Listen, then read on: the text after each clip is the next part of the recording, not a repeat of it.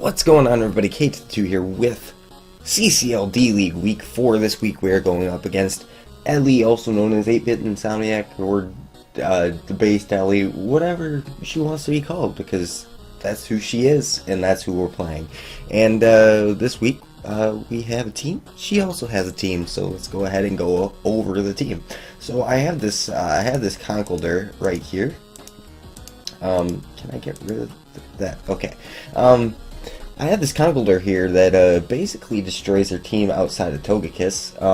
Of course, like, she does have a Zam there, but yeah, that's not really a problem because we are Assault Vest, and nothing that Zam can do can destroy a Conkeldurr in one hit. And in order to take advantage of how good of a matchup Conkeldurr has, I have brought Weavile to Pursuit Trap the fucking Zam, and also to destroy Togekiss. It also happens to be a Scarf Weavile because that outspeeds a Adamant Excadrill in the sand, and it also outspeeds everything else on our team.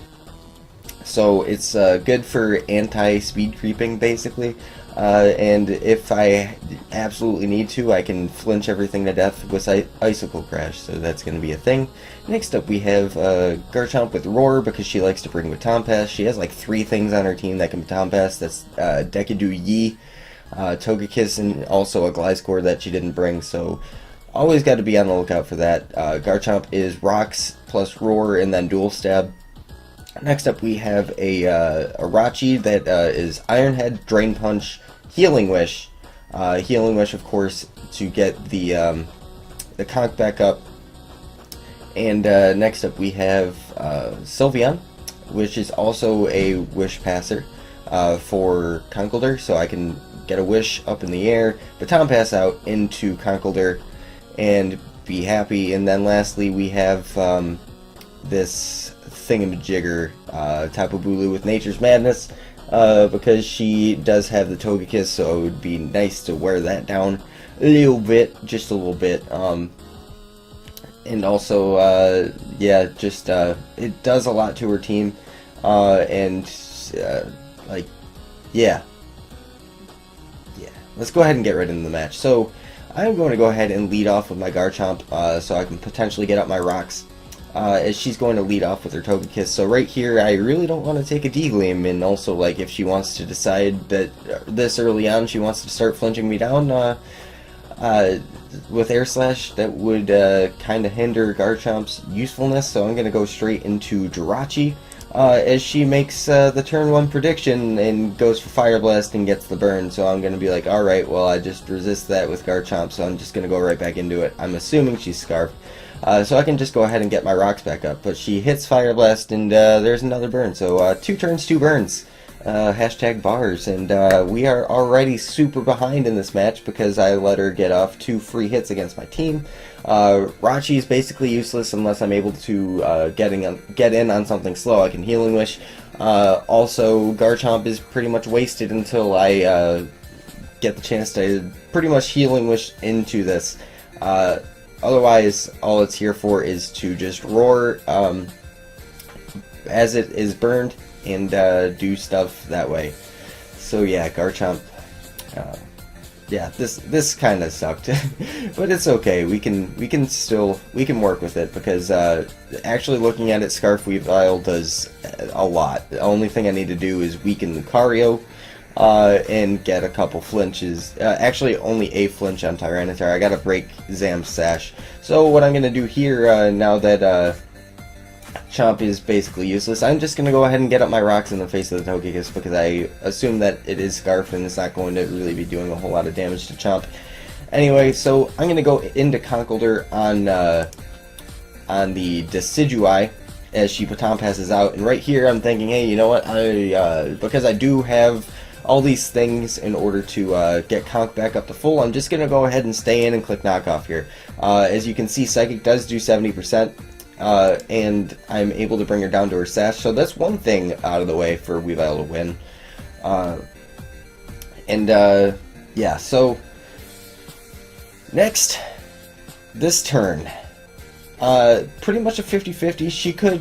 She could save Zam but because she is so far ahead, I'm expecting her to actually stay in and try and get off another big hit. So I'm actually just going to stay in and go for the Mach Punch. Even though she could have gone into Togekiss, she could have gone into Decidueye. I just figured, hey, you know what, let's go ahead and get rid of the Zam if we can, and we do nail that prediction. So down goes Zam, and now in comes Togekiss. So I'm going to go out into my Spadef Sylveon and take nothing from this D-Gleam.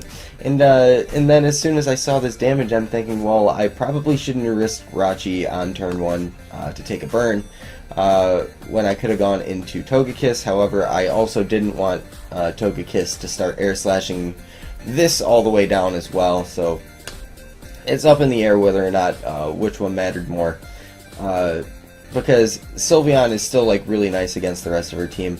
And I'm just going to go ahead and go straight for the no, I'm not. I'm going to go for the Wish, and now I'm going to Hyper Voice, I'm pretty sure. No, I Baton Pass. Yes, I Baton Pass into Conkeldurr. That was kind of scary, because if she went for Iron Tail, it would have destroyed Sylveon, but I didn't think she'd have Iron Tail. I felt like she'd want priority, either E-Speed or Bullet Punch, because either one does good damage against my team. So I'm actually able to get into Conkeldurr here, and if she has close combat, she kills me here. So what I'm going to do is I'm going to actually switch right into Tapu Bulu, scouting for the close combat, except she goes for the Earthquake, and then I'm like, well, shoot, I'm gonna need get back in with Conkeldurr and take nothing from her Earthquake or Bullet Punch or whatever she has, because she doesn't have close combat.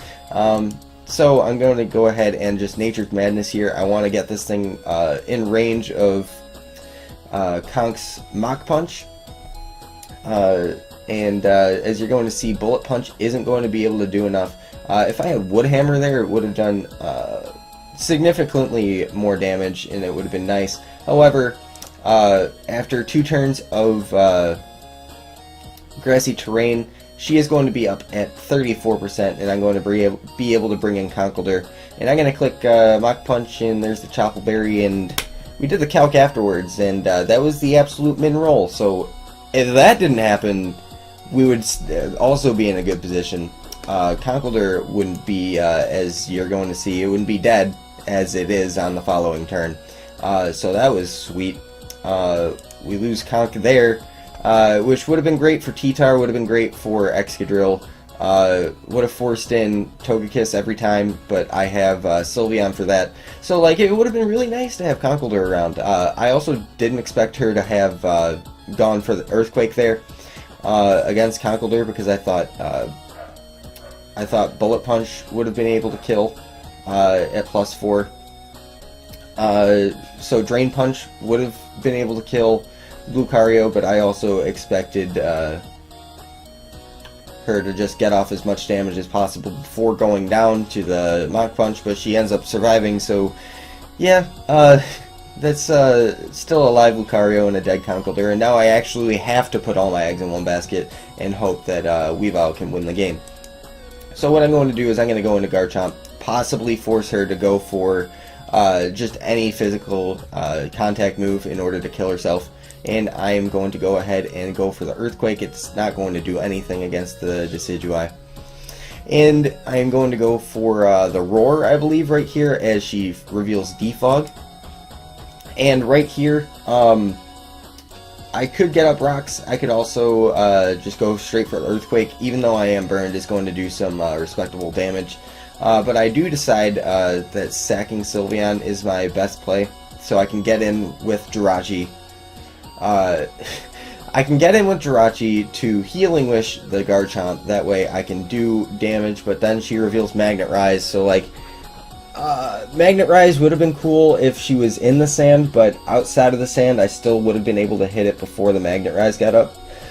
So it was kind of a toss-up there. I didn't expect Magnet Rise that turn. I could have gotten off damage before sacking Sylveon. But this is what I decided to do. I go into Sylveon, I die to the Iron Head, go into Jirachi. I now I have speed because I'm max speed. And I'm going to be able to get the Healing Wish in, get rid of the burn. However, the thing is, this fucking Excadrill is still with the Magnet Rise, so what I'm going to do is actually get up my rocks before getting off Dragon Claw damage.